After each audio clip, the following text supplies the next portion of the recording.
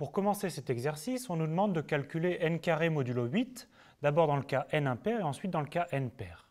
Donc si n est impair, ça veut dire que n s'écrit sous la forme 2p plus 1 avec un certain entier p.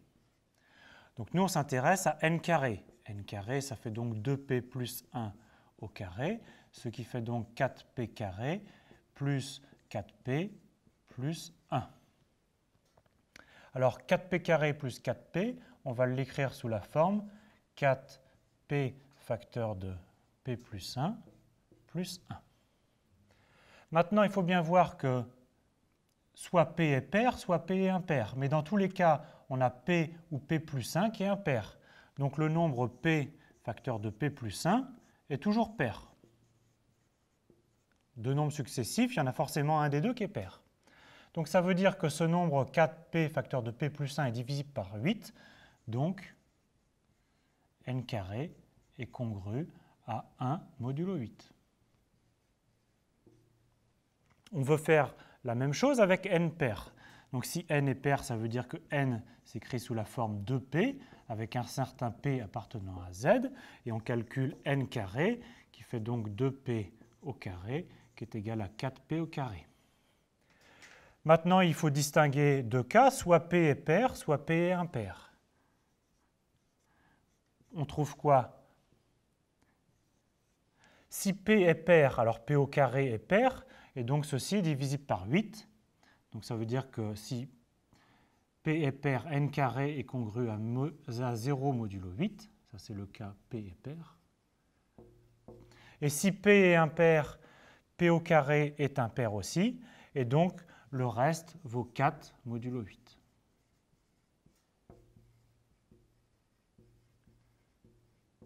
On a donc trouvé tous les restes des carrés modulo 8. Les restes possibles sont 1, 0 ou 4. On se donne maintenant trois entiers a, b, c impairs et on veut calculer le reste modulo 8 de a carré plus b carré plus c carré. Mais on a vu que le carré d'un entier impair était congru à 1. Donc ici, on a trois nombres impairs.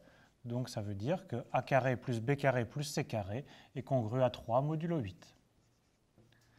Même question avec 2 fois AB plus BC plus CA. Alors, on va refaire les calculs.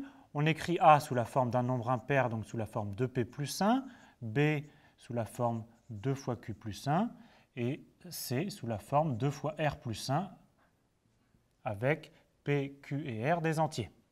Alors, qu'est-ce que c'est que 2 fois AB?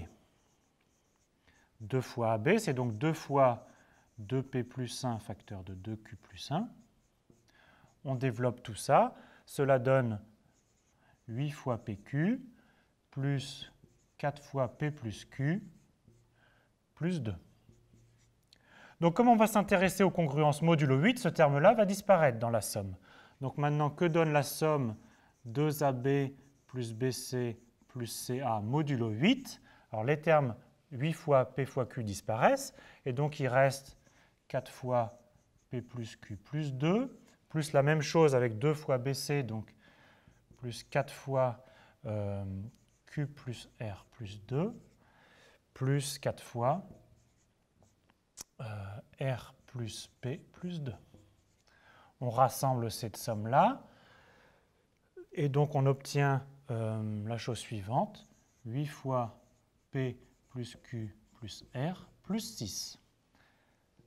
Mais ici, on est modulo 8, donc ceci fait 0, et donc tout ceci vaut 6 modulo 8.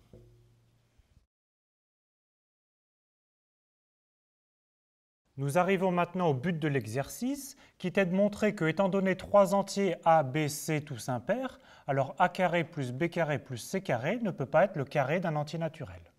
Alors on va faire une démonstration par l'absurde. On suppose que c'est le carré d'un entier naturel pour donc un certain entier n. Alors, on a vu dans une question précédente que a carré plus b carré plus c carré, modulo 8, ça valait 3. Mais on a aussi calculé les carrés modulo 8. On a vu que le carré d'un entier naturel modulo 8 pouvait prendre différentes valeurs, qui étaient soit 1, soit 0, soit 4, le tout modulo 8. Mais en aucun cas, ça ne peut prendre la valeur 3. Donc on obtient une contradiction.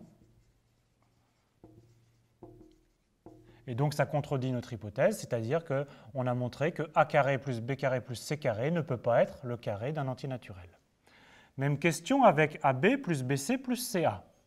Alors on raisonne encore une fois par l'absurde. Notre hypothèse, on suppose que AB plus BC plus CA est un carré pour un certain entier n. Et nous, ce qu'on a calculé, c'est en fait le double de ce nombre-là. Donc on obtient que 2AB plus BC plus CA, c'est donc 2n au carré. Nous raisonnons encore une fois modulo 8. On a vu que modulo 8, ceci était congru à 6 modulo 8. Mais 2n au carré, c'est le double de n au carré. Donc modulo 8, le reste est soit 2, 2 fois 1, soit 2 fois 0, 0, soit 2 fois 4, ça fait 8, mais modulo 8, ça fait 0. Donc en aucun cas, le reste modulo 8 de 2n au carré ne peut être égal à 6, et donc on obtient une contradiction. Au final, qu'est-ce qu'on a montré? Que AB plus BC plus CA ne peut être le carré d'un entier naturel.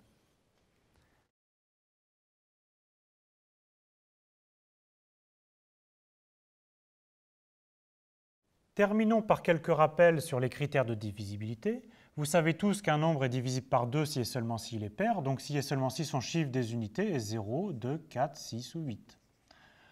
Aussi facile avec un critère de divisibilité par 5. Un nombre est divisible par 5 si et seulement si son chiffre des unités est 0 ou 5. Pour le critère de divisibilité par 3, un nombre est divisible par 3 si et seulement si 3 divise la somme des chiffres. Et le critère de divisibilité par 9, un nombre est divisible par 9 si et seulement si 9 divise la somme des chiffres.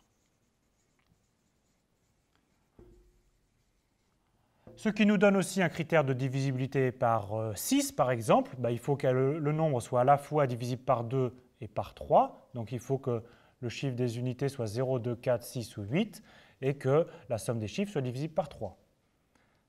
Même chose avec 10. Il faut que le chiffre des unités soit 0, 2, 4, 6 ou 8, mais aussi 0 ou 5. Donc un nombre est divisible par 10, évidemment, si et seulement si son chiffre des unités est 0.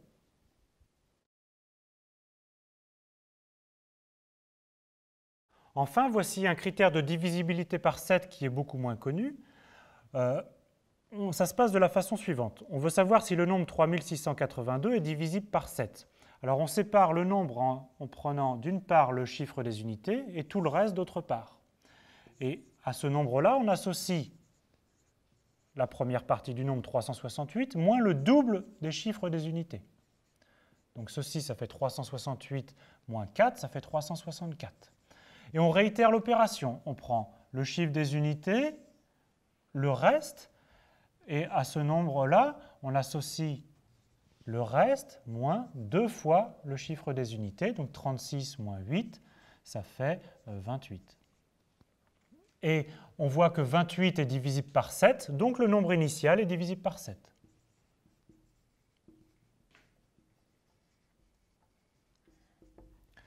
Faisons un autre exemple avec 1234. On sépare 1234, le chiffre des unités est 4, donc on associe 123 moins 2 fois 4, ce qui fait 115. Et on réitère le processus en séparant. On associe 11 moins 2 fois 5, ce qui fait 1. 1 n'est pas divisible par 7, donc ce nombre-là n'est pas divisible par 7.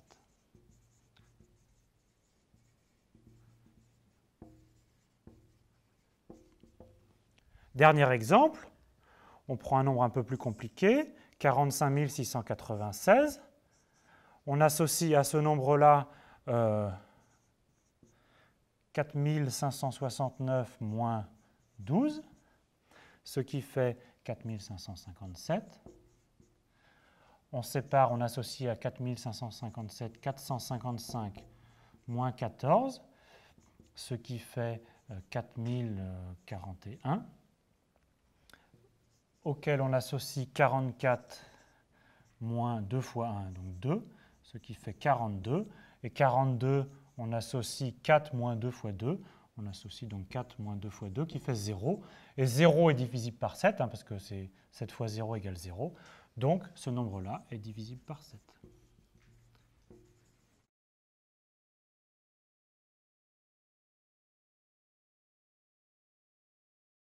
Donc appliquer tous les critères de divisibilité qu'on vient de voir pour décomposer le nombre 194 040 en produit de facteurs premiers.